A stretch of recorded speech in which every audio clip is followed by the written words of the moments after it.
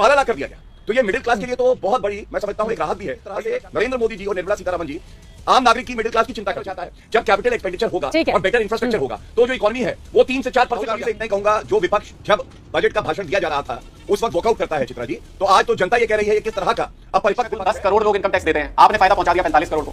45 करोड़ लोगों को बड़ी राहत, यानी कि 10 करोड़ जो टैक्स भरते हैं और बाकी जो उनके परिवार के लोग हैं। दिल्ली का नाम तक भी लिया है क्या बजट के अंदर? दिल्ली को कुछ दिया है क्या बजट के अंदर? अगर चुनाव आयोग तक मामला पहुंच गया था, पहले ही चुनाव आयोग तक मामला पहुंच गया था कि ऐसा ना हो कि मोदी सरकार दिल्ली को देखते हुए ऐलान करे, और इसी वजह से ये खबर भी सामने आई थी कि बजट में दिल्ली के मद्देनजर कोई ऐलान नहीं होना चाहिए। ये बात तो आप भी जानते हैं। मजबूती से काम करते हैं, मजबूरी से काम करते हैं। जिनकी टोपी गायब हो गई, जिनका मफलर गायब हो गया, वैगरह गायब। जय श्री राम दोस्तों, कैसे आप? आई होप सारे स्वस्थ होंगे और मस्त होंगे। तो आज की डिबेट में भारत सरकार के बजट पर चर्चा हो रही है, जिसमें मध्यम वर्गीय परिवारों को टैक्स के स्लैबों में छूट दी गई है। वित्त मंत्री निर्मला सीतारमण ने 12 लाख रुपए की सालाना आय पर इनकम टैक्स छूट की घोषणा की है, जिससे मध्यम वर्ग को बड़ी राहत मिलेगी। भारतीय जनता पार्टी के प्रवक्ता गौरव भाटिया ने बजट की बारीकियों को समझाते हुए बताया कि किस तरीके से यह बजट मध्यम वर्गीय लोगों को फायदा पहुंचाएगा।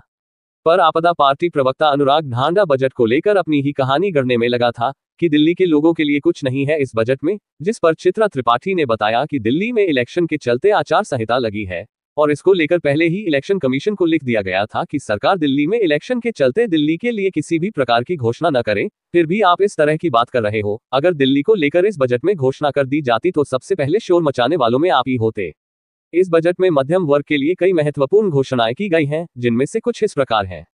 टैक्स छूट 12 लाख रुपए की सालाना, बीमा क्षेत्र में FDI सीमा बढ़ाने का प्रस्ताव, मनरेगा के लिए 86,000 करोड़ रुपए आवंटित, रेलवे के लिए 2.52 लाख करोड़ रुपए आवंटित।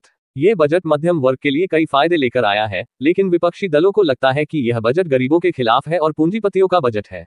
तो देखते हैं किस तरीके से भाजपा प्रवक्ता गौरव भाटिया ने बजट को लेकर क्या कहा और किस तरह आपदा पार्टी के अनुराग ढांडा की बजट को लेकर अच्छी तरीके से धुलाई कर दी और बता दिया कि जब पूरी जानकारी न हो तो डिबेट में मत आया करो। इतनी बेइज्जती शायद ही इसकी कभी हुई होगी, क्योंकि आपदा पार्टी के अनुराग ढांडा को लग रहा था कि बजट में जो लोगों के रिएक्शन आ रहे हैं इससे दिल्ली इलेक्शन में प्रभाव पड़ने वाला है, इसीलिए वो बजट को लेकर उल्टी सीधी बातें कर रहा था। तो देखते हैं इस मजेदार डिबेट को। चालू करो बे। गौरव भाटिया जी, आपसे ही शुरुआत करते हुए, मिडिल क्लास की मुरादें क्या आज पूरी हो गई? देश में 45 करोड़ की आबादी है जो 1 लाख रुपए हर महीने कमाती है, और दिल्ली चुनाव पर भी जमकर निशाना साधा गया है इस बजट के जरिए। वोट मिलेंगे क्या इससे? गौरव भाटिया जी। चित्रा जी, सभी को नमस्कार। सबसे पहले तो मिडिल क्लास की भी बात करेंगे, लेकिन एक बात जरूर कहूंगा कि आज मैं तमाम चैनल देख रहा था, जो अर्थशास्त्री थे, आम नागरिक थे, सबसे जब पूछा कि कितने नंबर देंगे 10 में, तो सबने कहा 11, किसी ने कहा 12।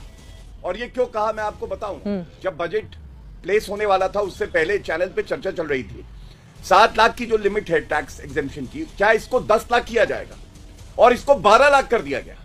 तो ये मिडिल क्लास के लिए तो बहुत बड़ी मैं समझता हूं एक राहत भी है, और ये दर्शाता है किस तरह से नरेंद्र मोदी जी और निर्मला सीतारमण जी आम नागरिक की मिडिल क्लास की चिंता करती हैं। दूसरी बात हमें समझना होगा कि जो प्रधानमंत्री जी ने कर दिखाया है इसमें एक और बड़ा संदेश है। ये बजट रेफॉर्मेटिव है, ये बजट फिस्कल प्रूडेंस होता है। चित्रा जी, पिछले साल जो फिस्कल डेफिसिट था ये 4.8% था। ये बजट कहता है हम 4.4% अचीव करेंगे। इसका क्या मतलब है? इसका मतलब है कि हम जनता के लिए बड़े ठोस कदम तो उठाएंगे, लेकिन ऐसा नहीं है कि सरकारी खजाना खाली कर देंगे और कुछ बचेगा नहीं, जो कांग्रेस पार्टी में होता था। तीसरी बात मैं समझता हूं इस बजट में किसानों के लिए, देखिए मखाना बोर्ड की बात हुई है, बिहार के किसान हैं और वो अति पिछड़ा वर्ग से आते हैं, उनके लिए एक बड़ी राहत है। इसके साथ सबसे बड़ी बात एक और आती है, कैपिटल एक्सपेंडिचर। आपको मालूम है कांग्रेस के समय में 2 लाख करोड़ भी नहीं होता था। आज से 2 साल पहले हमने एक टारगेट बनाया कि 9 लाख से 10 लाख करोड़ कैपिटल एक्सपेंडिचर करेंगे। इस बार भी 10 लाख करोड़ का आंकड़ा पार हो रहा है। ये क्या दर्शाता है?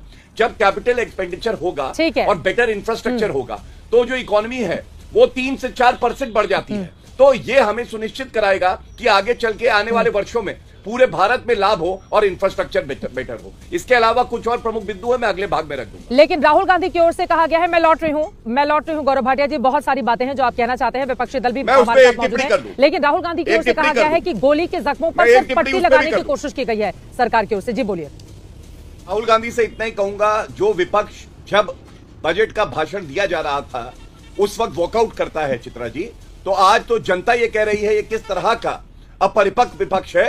और आप गैरों की बात करते हैं, हमने अपने को आजमाए हैं, लोग कांटों से बच के चलते हैं, हमने फूलों से जख्म खाए हैं। और ये मैं क्यों कहता हूं, जिस विपक्ष को कार्य करना है सकारात्मक राजनीति का, वो वॉकआउट कर देता है। अखिलेश यादव कहते हैं महाकुंभ का आंकड़ा दो। अब आप बताइए, इनको बजट की समझ भी है क्या? इनमें परिपक्वता है कि ये बजट पे चर्चा कर सकेंगे?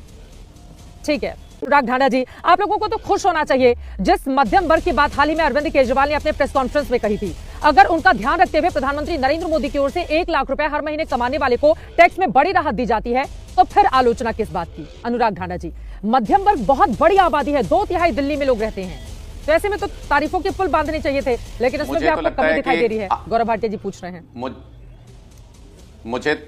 मुझे तो लगता है कि आज मध्यम वर्ग के सभी लोग अरविंद केजरीवाल जी का धन्यवाद कर रहे होंगे कि उन्होंने इस मांग को जोर शोर से उठा दिया, मध्यम वर्ग की मांगों को जोर शोर से उठाया और इनको चुनावी मजबूरी में इस तरीके की घोषणा आज करनी पड़ी, लेकिन उसमें भी पेच डाल दिया क्योंकि इनकी नीयत सही नहीं है।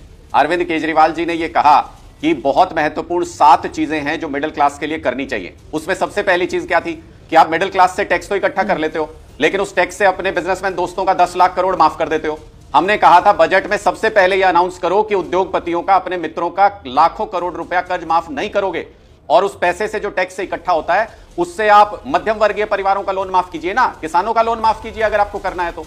मुझे ठीक कीजिएगा अगर मैं गलत कह रहा हूं तो। आपने शायद कहा कि 45 करोड़ लोगों को इसका फायदा होगा आज जो अनाउंसमेंट हुआ है। मुझे लगता है कि वो उसको भी दुरुस्त देश के हाँ मैं उसी पे आ रहा हूं। कुल चित्रा जी, इस देश में कुल 10 करोड़ लोग इनकम टैक्स देते हैं, आपने फायदा पहुंचा दिया 45 करोड़ को। इतना तो मत कीजिए, थोड़ा ठीक लगा लीजिए। पहले भी काफी लोग टैक्स देते थे, उसमें कुछ और ऐड हो रहे होंगे तो, और उसके अंदर इन्होंने क्या किया? सबसे बड़ा झोल इन्होंने ये कर दिया कि उसके ऊपर आप 50,000 रुपए भी कमा रहे हो तो फिर 4 लाख के ब्रैकेट में चले जाओ। जैसे ही 12 लाख बोला उसके नीचे 4 स्लैब पढ़ दिए, 4 लाख तक का, 8 लाख तक का, 10 लाख तक का। इन्होंने 15% का टैक्स गिना दिया। दूसरी बात कि इन्होंने क्या कहा, अगले हफ्ते इनकम टैक्स बिल लेके आएंगे। दे दीजिएगा गौरव जी। इन्होंने कहा अगले हफ्ते इनकम टैक्स बिल लेके आएंगे। क्यों भाई? इनकम टैक्स स्लैब अभी बता रहे हो, बिल अगले हफ्ते लेके आओगे, मतलब उस बिल में पता चलेगा कि छूट कैसे मिलेगी, नहीं मिलेगी कि मिलेगी, या फिर छूट है ही नहीं, बिल के अंदर कुछ और खाका आ जाएगा। क्यों है अगले हफ्ते? एक बात आपको करेक्ट करते हुए, आपने कहा ठीक ठाक लगा लीजिए, तो यहाँ पर दुकान खोल के तो मैं बैठी नहीं हूँ कि ठीक ठाक लगा लूंगी, लेकिन मैं आपको करेक्शन कर देती हूँ। 10 करोड़ परिवार, 10 करोड़ लोग अगर टैक्स देते हैं तो उसके साथ उनके परिवार वाले भी होते हैं, और मैंने जिक्र किया कि 45 करोड़ लोगों को बड़ी राहत है, तो उनके साथ उनके परिवार को भी जोड़ लिया करिए, आप ही ठीक ठाक लगा लिया करिए। अब यकीनन इन आंकड़ों में नहीं फंसेंगे, आप अपनी बात को खत्म कीजिए, उसके बाद मैं सीधे गौरव भाटिया के पास आऊंगी, फिर बाकी मेहमानों के पास आऊंगी। 45 करोड़ लोगों को बड़ी राहत, यानी कि 10 करोड़ जो टैक्स भरते हैं और बाकी जो उनके परिवार के लोग हैं। ठीक है, वो भी सही नहीं है, उसमें से भी पहले 8 करोड़ तो दे ही रहे होंगे ना, कुछ एक्सटेंड हुआ है ब्रैकेट, कुछ लोगों को और फायदा मिला है, पहले वाले तो दे ही रहे थे। दूसरी बात मैं इसमें ऐड करना चाहता हूं, दिल्ली के लिए क्या है इस बजट के अंदर? दिल्ली का नाम तक भी लिया है क्या बजट के अंदर? दिल्ली को कुछ दिया है क्या बजट के अंदर? अगर चुनाव होते हुए भी दिल्ली के लिए एक घोषणा नहीं कर सके, दिल्ली के लिए कोई फायदा नहीं दे सके, तो इसका मतलब दिल्ली का कोई सम्मान नहीं है मोदी जी की सरकार की नजर में। इसका मतलब ये चुनाव के बाद तो कुछ भी नहीं करने वाले हैं दिल्ली के लिए। इसलिए मुझे स्पष्ट तौर पे ये लगता है कि दिल्ली के लोगों को जैसे रिजेक्ट किया है मोदी सरकार ने, अरे पहले ही चुनाव आयोग तक ये मामला पहुंच गया था, पहले ही चुनाव आयोग तक मामला पहुंच गया था कि ऐसा ना हो कि मोदी सरकार दिल्ली को देखते हुए ऐलान करे, और इसी वजह से ये खबर भी सामने आई थी कि बजट में दिल्ली के मद्देनजर कोई ऐलान नहीं होना चाहिए। ये बात तो आप भी जानते हैं अनुराग जी, लेकिन आपने जो सवाल खड़े किए हैं, मैं गौरव भाटिया जी 2 लाइन में आप जवाब दीजिए, उसके बाद बाकी मेहमानों के पास जाऊंगी, फिर बात कर लेंगे। हाँ देखिए चित्रा जी, ऐसा है कि अरविंद केजरीवाल के बारे में क्या कहें। अभी उनके प्रवक्ता कह रहे थे मजबूरी, हम मजबूती से काम करते हैं, मजबूरी से काम करते हैं। जिनकी टोपी गायब हो गई, जिनका मफलर गायब हो गया, वैगनआर गायब हो गई, और जो झूठ ऐसा बोलते थे मिडिल क्लास की बात ये करेंगे। आज इनको दर्द क्यों है मैं आपको बताता हूं। ये तो अरविंद केजरीवाल ने कबूला है, इनके सर्वोच्च नेता हैं, कि ये हर घर में पानी देने का इन्होंने वादा किया, दे नहीं पाए। हम लोग जल जीवन मिशन में 67,000 करोड़ रुपए खर्च करके हर घर में 100% कवरेज होगा पूरे भारत में, दिल्ली में भी। दूसरा, अरविंद केजरीवाल ने कबूलनामा दिया, उन्होंने कहा मैं सड़कों को यूरोप और अमेरिका की तरह बना नहीं पाया, माफ कर दो। और क्या यह सत्य नहीं है कि अरविंद केजरीवाल ने स्वयं यह माना था कि यमुना को मैं साफ नहीं कर पाया? आज मैं ये कहना चाहता हूं, देखिए दिल्ली के चुनाव 4 दिन बाद अरविंद केजरीवाल जाने वाले हैं, और ये छप्पर फाड़ के बजट दिया है। जनता मान गई है कि नरेंद्र मोदी जी वो व्यक्ति हैं जो कहते हैं वो तो पूरा करते ही हैं, जो नहीं कहते वो उससे ज्यादा पूरा कर देते हैं। और अरविंद केजरीवाल जी वो है जो झोल फैलाए रहते हैं। ऐसा कोई सगा नहीं जिसे अरविंद केजरीवाल ने ठगा नहीं। 20 कॉलेज बीच में ना बोले, बदतमीजी ना करें, मैंने सुना बात को। मिडिल क्लास को 20 कॉलेज की जरूरत है कि नहीं? आपके चुनावी वादे में था 10 साल पहले।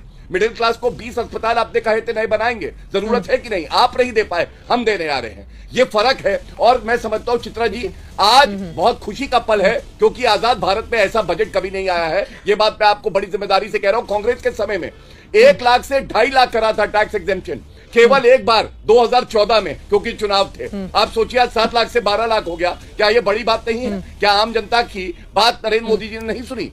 आई होप कि आपको डिबेट पसंद आएगा। डिबेट पसंद आए तो लाइक कीजिए, शेयर कीजिए, तो हिट कीजिए बटन, सब्सक्राइब बटन को हिट कीजिए और सब्सक्राइब कीजिए, ताकि वीडियो की पहली नोटिफिकेशन आप तक तुरंत पहुंच जाए। तो मिलता हूं फिर किसी नए डिबेट के साथ, तब तक जय श्री राम।